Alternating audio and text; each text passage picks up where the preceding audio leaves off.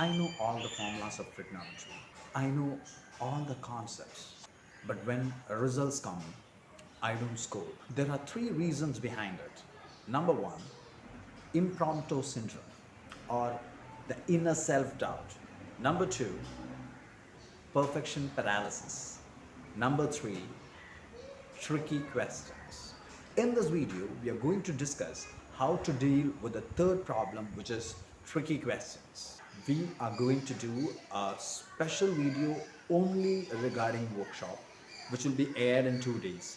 The problem is to prove sine 20 degree times sine 40 degree times sine 60 degree times sine 80 degree equal to 3 over 16. So on the right side, I've put up the identities you have already learned and the one which is going to be used to solve this problem. So now over here, let me start the proof from the LHS. So the LHS is going to be, let me write it down. So LHS is sine 20 degree, sine 40 degree, sine 60 degree, sine 80 degree. So among the angles given, you should look in for if there is any specific angles given over there. So if there is any specific angle given, please substitute the value you know. So over here, we know 60 degree is a specific angle. And since we know the value of sine 60 degree, just replace that with the value. So over here, sine 60 degree is root 3 over 2. And now from the remaining angles, we can use the identity that is 2 sine A sine B is cos of A minus B minus cos of A plus B. Because over here, we can pair sine A sine B as any pairs over here. That is, we can pair sine 20, sine 40, or you could pair sine 40 with sine 80, or you could pair with sine 80 with sine 20. Whichever one you pair, you get the same answer. So here the identity is 2 sine A sine B, but we don't have the 2 over here in this question. So we rewrite this identity that is sine A sine B equal to cos of A minus B minus cos of A plus B over 2. So now let me pair the first two as sine A sine B.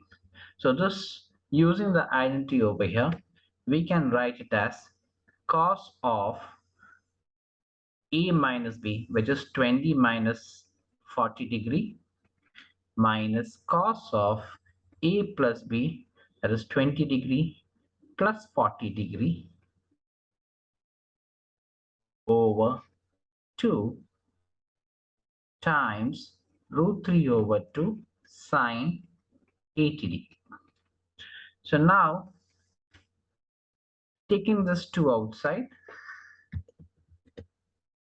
and we know that cos of 20 degree minus 40 degrees minus 20 degree minus cos 60 degree, and taking the 2 there, it becomes root 3 over 4 sine 80 degree. Now we know the identity that is cos theta minus theta is cos theta. So using that identity over here, so we can write that as cos 20 degree. And now again we have a specific angle over here. So replacing that with the value, cos 60 is 1 over 2 times root 3 over 4 sine 80 degree. Now we could multiply this inside, we're using the distributive law. So you get root 3 over 4 sine 80 degree cos 20 degree minus root 3 over 8 sine 80 degree.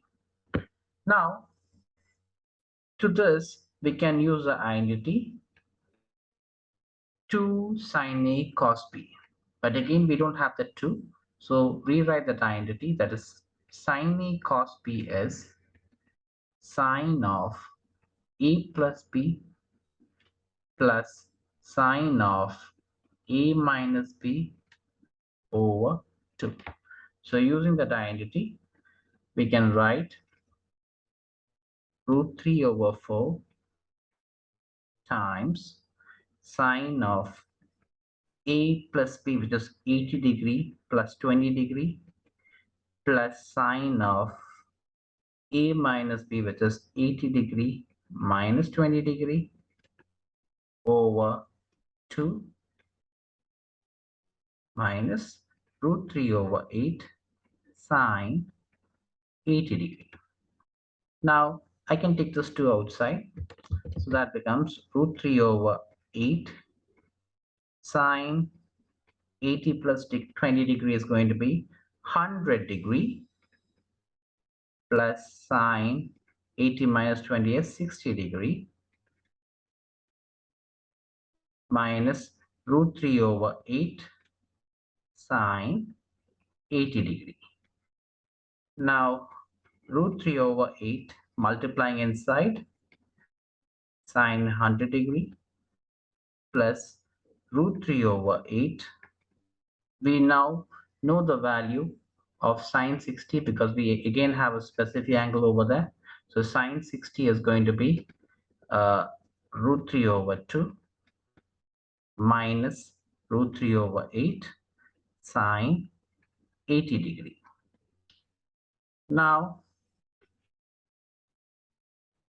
root 3 over 8 sine 100 and sine 80. We know that 100 and 80 are supplementary angles. So sine 100 can be written as sine 180 minus 80 plus root 3 times root 3 is 3 over 8 times 2 is 16 minus root 3 over 8 sine 80 degree.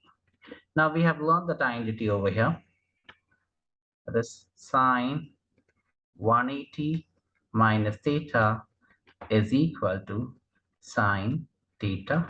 So I can use that. So root 3 over 8 sine 80 degree plus 3 over 16 minus root 3 over 8 sine 80 degree. So you could cancel this out and you have 3 over 16 left out. And that is how you prove this. Hey, did you watch the video? How many of you had this question in your previous exam and you couldn't do the problem? Are you one among them who knew the formulas, knew the techniques, but when this problem came in your last exam, you were not able to do? See, this is just one question. There are many questions. With the concept itself, with the formulas itself, you will be automatically equipped to do several problems. There is no meaning in you repeatedly doing that and gaining confidence. I'm not against repetition. I agree that repetition is the mother of mastery. But we need to focus on tricky question when it comes to repetition. We train you for that. That is what the workshop is. In 2 days, you will have a video which is exclusively for the workshop. All your doubts regarding the workshops will be cleared once you watch that.